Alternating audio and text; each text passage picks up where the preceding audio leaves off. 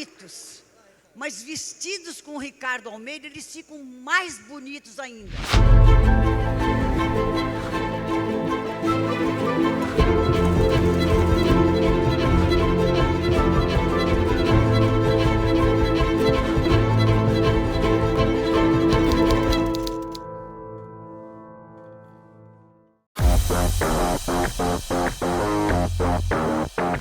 Nessa época a gente não tinha Instagram, a gente não tinha nada. Quando a gente realmente estabelece as semanas de moda, a gente começa a ter um outro panorama total. E aí dentro dessas semanas que antecederam o São Paulo Fashion Week, que foi o Morumbi Fashion, o Vito Ervas, por exemplo, a gente começa a ter alguns desfiles e o Ricardo participa. O meu primeiro desfile foi um desfile assim muito incrível, a gente fechou o desfile com todos os homens com smoking, né? E eu pensando, não, eu tenho que dar um jeito de me sobressair no meio de todas as marcas femininas, né?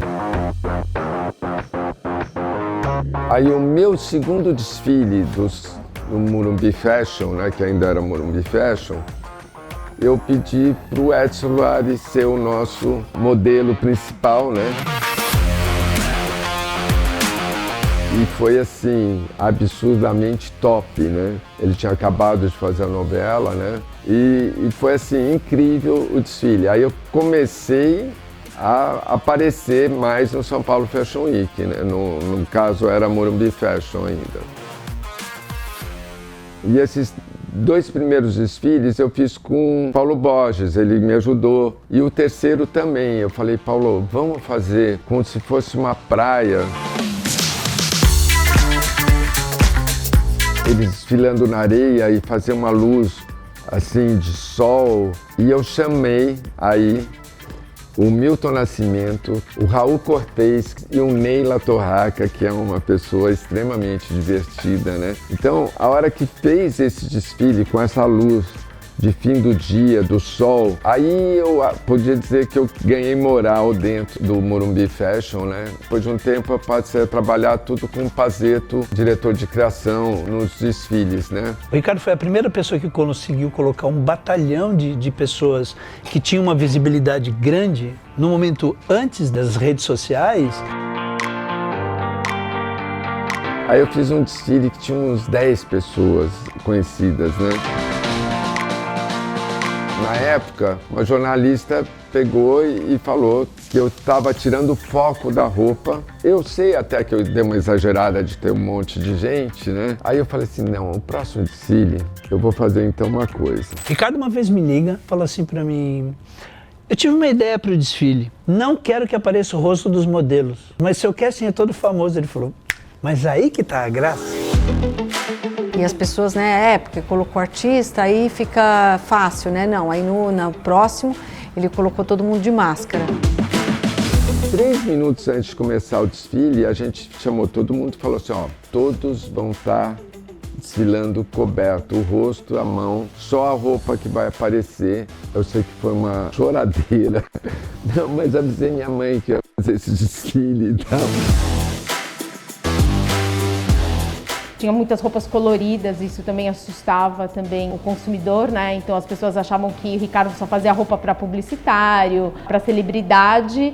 E aí no final, ao longo dos anos, a gente foi mudando esse entendimento do produto Ricardo Almeida, né? Era um momento em que os desfiles eram grandes shows, assim. Mas ele sempre fez os shows se concentrar muito na passarela. Todo mundo achava que, pô, o Ricardo vai fazer um terno para Gisele Bündchen, né? E aí o que eu pensei, como eu não estava fazendo feminino, eu falei, eu vou fazer um macacão. Muitas pessoas até hoje falam assim, não, o terninho que ela estava usando e tal, não, e foi um macacão. E foi assim, incrível, incrível, incrível. A gente fez um desfile também com o Rodrigo Santoro, que a gente pôs uma nuvem de gelo seco, uma coisa bem incrível. Ele falou, eu queria usar o meu Doberman. Eu tenho um Doberman lindo, preto, super bonito. Porque o Doberman é um cachorro extremamente lindo, sedutor, né? Eu lembro muito dos desfiles que eu fiz com ele. Para mim foram bem inesquecíveis. Eu sempre gostei muito de participar. Eu lembro que o backstage é sempre aquele frisson, né? Foi uma loucura desfile. Falou a palavra desfile, todo mundo fica desesperado, mas era o melhor de cada estação. Assim. Nossos desfiles a gente faz a roupa sob medida para cada modelo. Então a gente faz o casting primeiro, a gente definia que roupa cada um ia usar, fazia a roupa sob medida, fazia a prova de roupa. A gente participou de vários, era 2 por ano, né? No desfile a gente foi e as calças de couro era muito justa para as pessoas, né? Bem justa. Eu não lembro quem era a moça.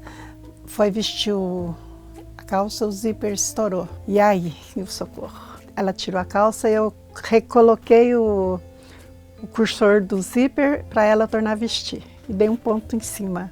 E ela desfilou chique, maravilhosa. A gente punha muitos atores e cantores e pessoas conhecidas na passarela. E com essa estratégia, a gente realmente conseguiu um lugar na percepção de todos, né? E deu um boom na marca, porque era um dos poucos masculinos que tinham, né? Jogamos essa marca, essa elegância para um monte de gente que não reparava nisso. Ele sempre foi a favor de estar desfilando e esse produto estar comercializando na loja ao mesmo tempo, para a pessoa sair de lá e ter o desejo, né? Um movimento que está acontecendo com outras marcas também, né? E acho que mundialmente teve várias que aderiram a isso também. Dava muita mídia pra gente, né? E as outras marcas começaram também a olhar isso aí e com o tempo acabaram também a usar, né? Todo mundo começou a fazer isso por marketing. Ele não. Ele fez isso porque ele tinha uma intuição de que ele deveria usar as pessoas que eram as amigas dele e que ele achava que eram homens elegantes. Ele nunca usou isso como estratégia pura. O Ricardo gosta muito desse universo e ele se torna realmente amigo deles. Sempre foi muito respeitado por todos os atores, né?